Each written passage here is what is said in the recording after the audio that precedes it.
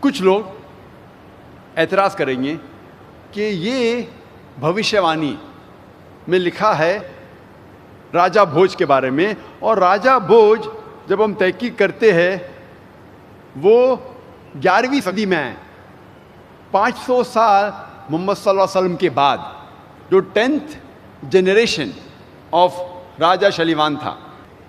میں ان سے یہ کہنا چاہتا ہوں کہ ہندوستان میں ایک ہی راجہ بھوج نہیں ہے۔ جس طریقے سے روم کے بادشاہ کو لقب دیا جاتا ہے سیزر، اور مصر کے بادشاہ کو لقب دیا جاتا ہے فرعون، اسی طریقے سے ہندوستان کے راجاؤں کو لقب دیا جاتا ہے راجہ بھوج۔ تو راجہ بھوج ایک ہی نہیں ہے، کئی ہے۔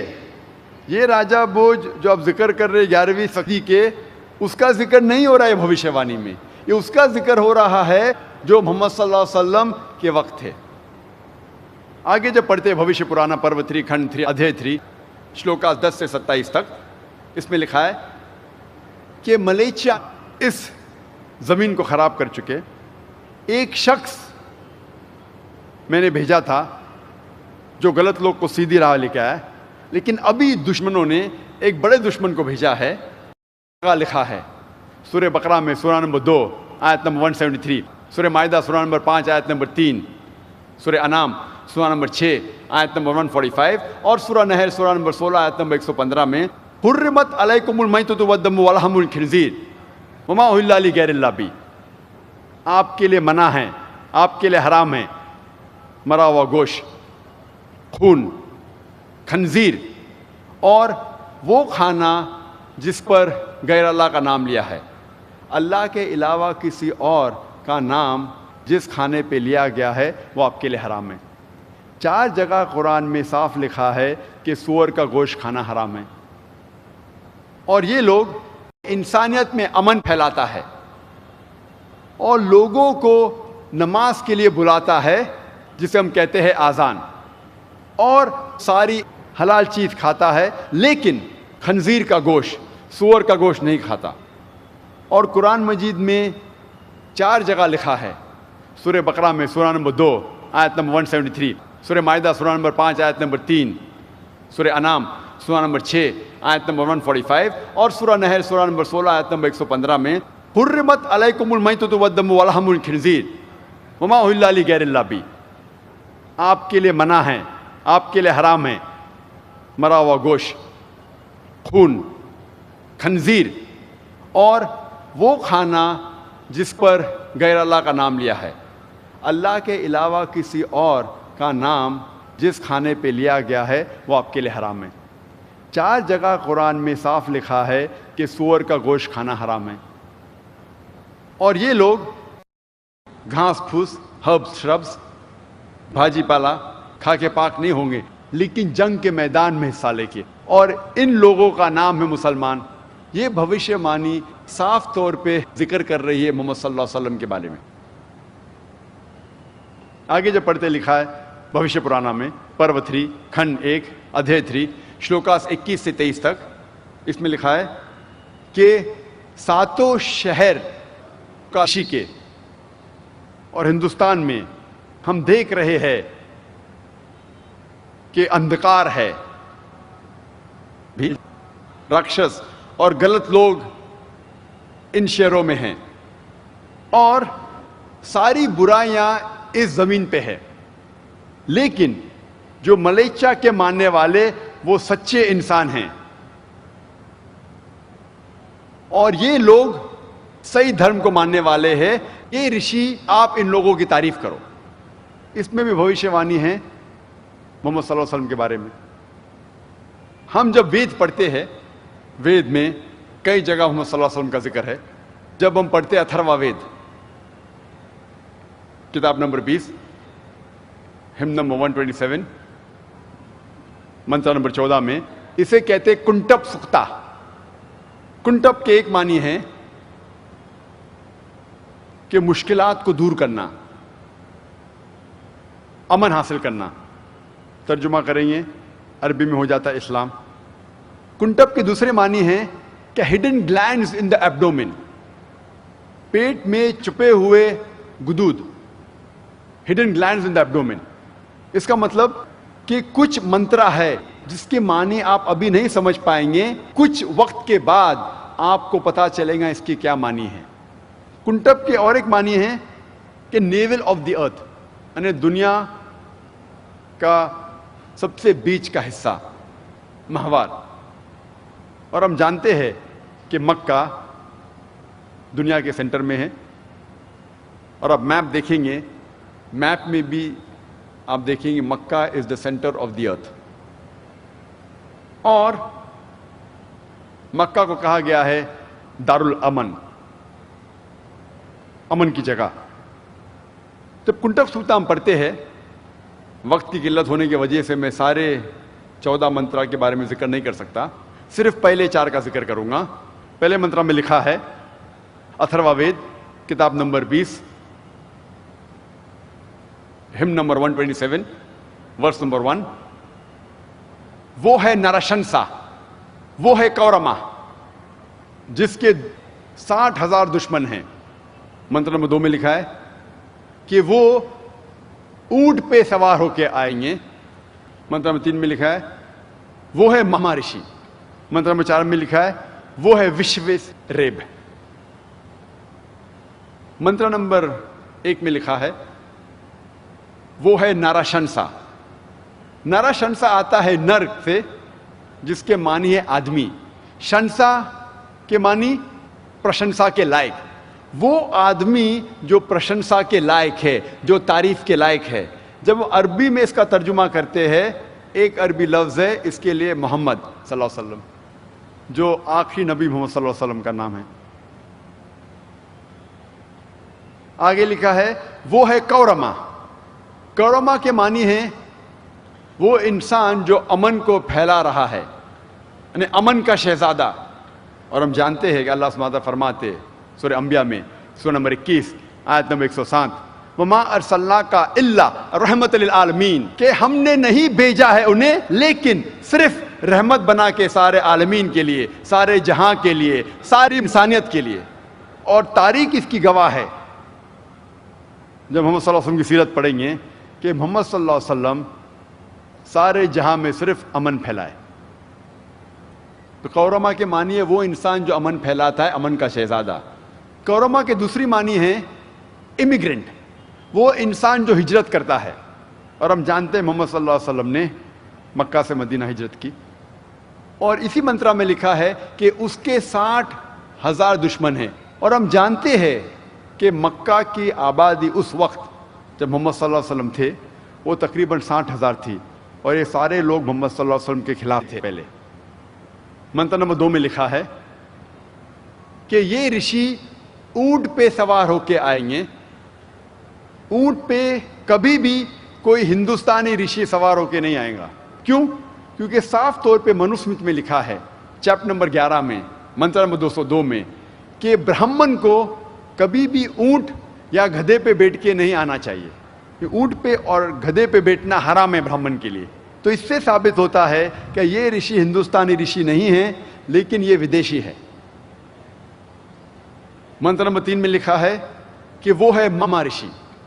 ماما کے ایک معنی ہے مہا رشی اور دوسرے معنی ہے محمد صلی اللہ علیہ وسلم. منتر نمبر 4 میں لکھا ہے وہ ہے وشویس ریب. وشویس ریب کے معنی ہے وہ انسان جو تعریف کرتا ہے، وہ انسان جو عبادت کرتا ہے. اور جب عربی میں ہم ترجمہ کریں گے اس کے معنی ہو جاتی ہے احمد. اور ہم جانتے ہیں کہ احمد دوسرا نام تھا آخری نبی محمد صلی اللہ علیہ وسلم کا. آگے جب پڑھتے اتھروا وید میں لکھا ہے کتاب نمبر 20 میں چیپٹر نمبر 21 منتر نمبر 6 میں کہ وہ لوگ جب سنیں گے تعریف جنگ کے میدان میں تو ان کا حوصلہ بڑھے گا اور وہ جیت جائیں گے 10,000 دشمن کے خلاف جو لڑ رہے تھے کرو کے خلاف بنا کوئی جنگ کے.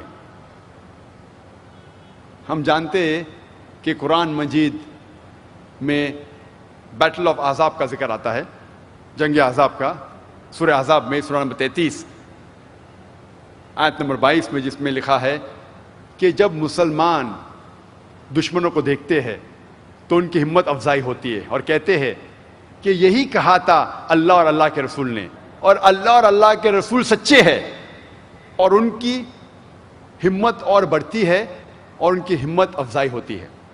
اور ہم جانتے ہیں تاریخ میں لکھا ہے، محمد صلی اللہ علیہ وسلم کی سیرت میں لکھا ہے کہ بیٹل آف احزاب میں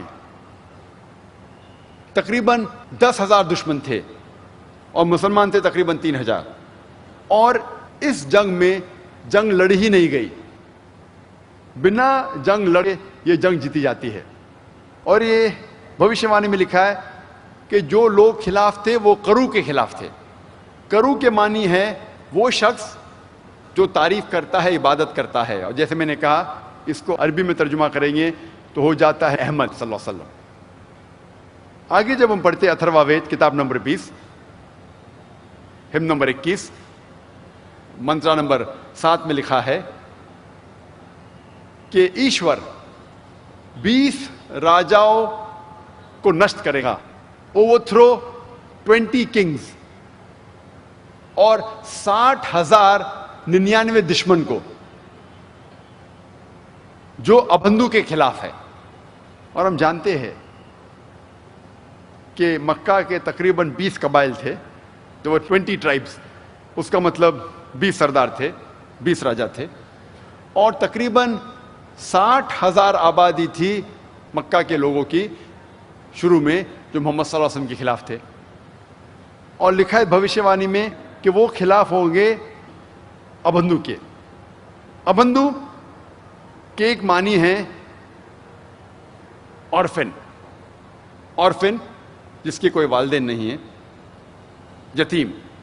اور ابندو کی دوسری معنی ہے وہ انسان جو تعریف کے لائق ہے، جب ہم عربی میں ترجمہ کرتے ہو جاتا ہے محمد صلی اللہ علیہ وسلم۔ اور یہی بھوشیوانی پھر سے دہرایا گئی ہے رگ وید میں کتاب نمبر 1 ہم نمبر 53 منتر نمبر 9 میں۔ بھوشیوانی ہو بہو وہی ہے، لیکن لفظ ابندو کے بدلے سشراما، اور سشراما بھی سنسکرت میں اس کے معنی ہے وہ انسان جو تعریف کے لائق ہے۔ ہم ترجمہ کریں گے عربی میں ہو جاتا ہے محمد صلی اللہ علیہ وسلم۔ محمد صلی اللہ علیہ وسلم کا ذکر کئی جگہ ہے صرف وید میں، اور کئی جگہ محمد صلی اللہ علیہ وسلم کا ذکر ہے نام سے احمد کر کے۔ جب ہم سام وید پڑھتے ہیں، سام وید میں لکھا ہے اگنی منتر نمبر 64 میں کہ یہ رشی اپنے ماں کا دودھ نہیں پیے گا، اور ہم جانتے ہیں محمد صلی اللہ علیہ وسلم نے اپنے ماں کا دودھ نہیں پیا، بیوی حلیمہ کا پیا۔ محمد صلی اللہ علیہ وسلم کا ذکر نام سے احمد کئی جگہ ہے وید میں۔ سام وید اتر چک Mantra number 1500، Sama Veda Indra chapter number 2 منترا number 152، Yajur Veda chapter number 31 verse number 18، Rig Veda book number 8 chapter number 6 verse number 10، Atharva Veda book number 8 chapter number 5 verse number 16، Atharva Veda book number 20 ہم نمبر 126 ورس نمبر 14۔ کئی جگہ لکھا ہے ہندو مذہبی کتابوں میں، صرف وید میں محمد صلی اللہ علیہ وسلم کی بھوشیوانی ان کا نام لکھا ہے احمد کر کے۔ جب ہم وید پڑھتے ہیں، وید میں کئی جگہ محمد صلی اللہ علیہ وسلم کا ذکر ہے نرشنسا جیسے۔ نرشنسا جیسے میں نے کہا آتا ہے لفظ نر سے جس کے معنی ہے آدمی، شنسا مطلب پرشنسا کے لائق، وہ آدمی جو پرشنسا کے لائق ہے۔ صرف وید میں ہی کئی جگہ محمد صلی اللہ علیہ وسلم کی بھوشیوانی ہے نراشنسا کر کے۔